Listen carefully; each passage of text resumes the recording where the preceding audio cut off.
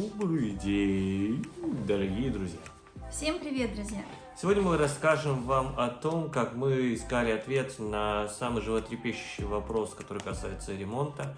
Это в каком порядке делать ремонт, с чего начать, как продолжать, сколько денег надо, как это спланировать и куча других вопросов. Для начала самым важным первым пунктом, можно сказать, подготовительным, будет то, что нужно понять, что ремонт – это энергозатратный процесс, трудоемкий, требующий много денег, времени, нервов. Вот когда вы к этому… Что такое много денег? Требующий много денег. Много времени и много нервов.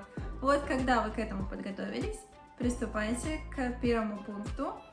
И самый первый пункт мы, пожалуй, выделим – это нарисовать план, как все вы хотите, чтобы было расставлено у вас в квартире. Если будет перепланировка, нарисуйте перепланировку. Где будет стоять диван, кровать, каждый светильник, каждая розетка. В первоначальном плане, скорее всего, у вас он даже есть в кадастровом паспорте, да? В кадастровом паспорте. Там технический кадастровый паспорт. В технических документах вашей квартиры сверить те размеры, которые там отражены. У нас это немножко не сошлось, там буквально пару сантиметров каждых этих, и новые все размеры я внес на новый план. Изначально я отрисовал квартиру, как она есть сейчас, и позже делал перестановки стен, точно так же на планах отрисовывал, что где у нас будет стоять. В соответствии с планом я планировал, как у нас будет проходить электрика и сантехника, но поскольку сантехнику мы не трогали в нашем ремонте в этом вопросе, потому что мы до ванны еще не дошли, ее пока про нее рассказывать ничего не будем.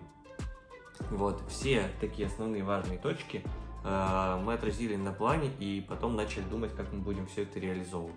Естественно, потом оказалось, что пару моментов, пару розеток мы на плане не учли, но нам подсказал уже, например, электрик, что мы не учли, и мы вместе с ним все это быстренько добавили. Например, это сразу скажу, кондиционер и вентиляция, вытяжка на кухне. Да, розетки под вытяжку и под кондиционер. Не забудьте сразу. Получается. Дальше есть два пути. Первый путь – это когда вы ремонт делаете сами. Второй путь – это когда вы нанимаете ремонтную бригаду. Старайтесь учитывать, что ремонтная бригада, скорее всего, будет занята в ближайшие 2 недели, месяц, и сразу хорошая ремонтная бригада к вам выйти не сможет. Вот. Обычно они все уже расписаны на полгода, некоторые даже на год.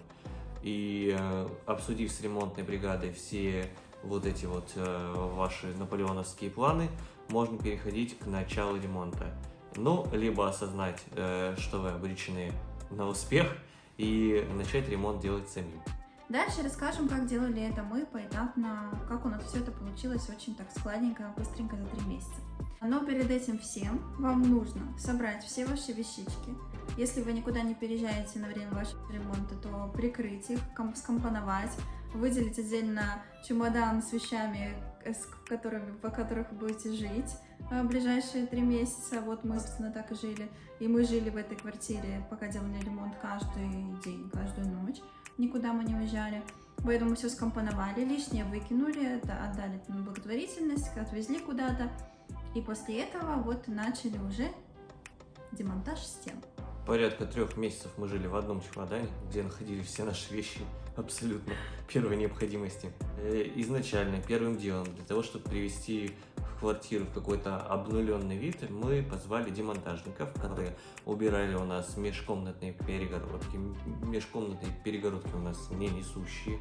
Я сразу это уточняю, чтобы не было всякого хейта в комментах. После того, как нам снесли все стены, мальчики и ребятки выкинули весь мусор, там 50 мешков было мусора с нашими стенами, которые мы снесли. 90. 90? Да. Ого, я уже забыла. Потом мы начали убирать все обои, весь потолок, все, что оставалось грязное, старое, что мы не собирались сохранять. Ну, собственно, почистили всю квартиру полностью от всего старья. Следующим этапом мы позвали электрика. Электрика мы выбирали тоже не первого, кто к нам пришел, мы выбрали, так сказать, устроили кастинг. Потому что еще некоторые, когда я сказала, не все могли сразу, кто-то очень надолго растягивал свои процессы, свою работу. Но мы выбрали идеальный, кто-то гнул цены.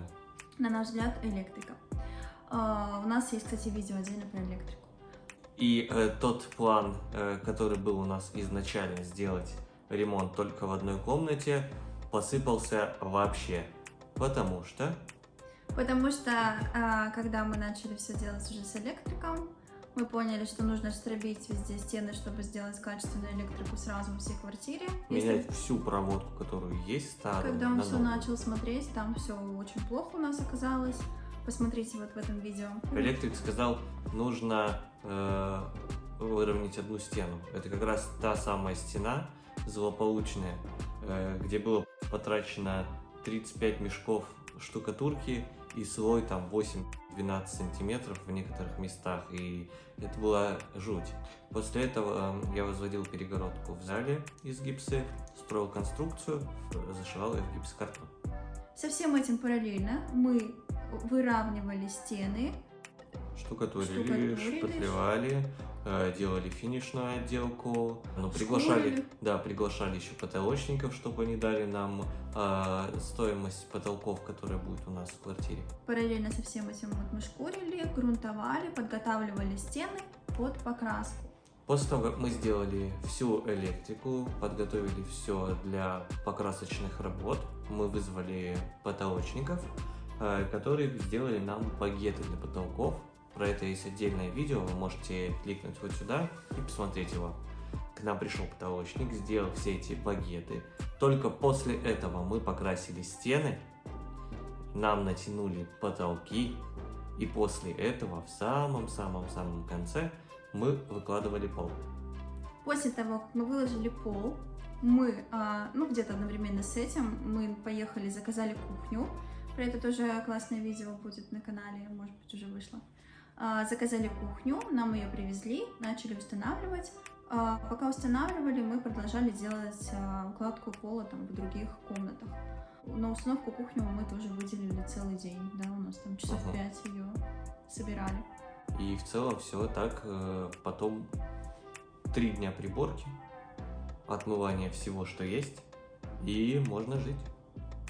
В конце будет еще всякие люстры, всякий декор красивый, плинтуса будут, обналичники. Еще запланируйте обязательно после того, как электрик вам протянет всю электрику, лучше заранее позвонить в компанию, которая обслуживает ваш дом в плане электричества. У нас это Петроэлектросбыт, да, был? Петроэлектросбыт. Позвонили, сказали, что мы меняем счетчик, что делать. Они к нам после этого звонка пришли через неделю, сказали, можно менять. Потом мы снова доставили им заявку, они снова после этой заявки пришли через месяц, чтобы опломбировать нам новый счетчик. То есть у нас месяц занял, чуть больше даже, согласование нового счетчика. Все время электричество при этом у нас было. Как ни крути. Да, и про кухню еще, пока мы не забыли. Для установки варочной поверхности вам обязательно необходимо вызвать газовщиков. Если у вас газ. Да, вы отдаете определенное количество денег за то, чтобы мужик просто одел шланг на одну трубу и на другую трубу. Все. И сказал, можете жить. То есть, сказал, можете пользоваться. Вот, с этого я, конечно, вообще охерел. Друзья, спасибо большое за просмотр. Желаем вам хорошего ремонта, очень быстрого, без нервов и без стресса. Посмотрите наши видео, потому что мы все это прожили, весь ремонт сами, прошли весь путь сами. Можете посмотреть, сразу поучиться на наших ошибках, как стоит делать, как не стоит делать, и приступать к ремонту. Желаем вам удачи и до встречи в следующих видео. Подписывайтесь на наш канал, не ставьте дизлайки, ставьте лайки. Пока. Пальчики вверх. Все.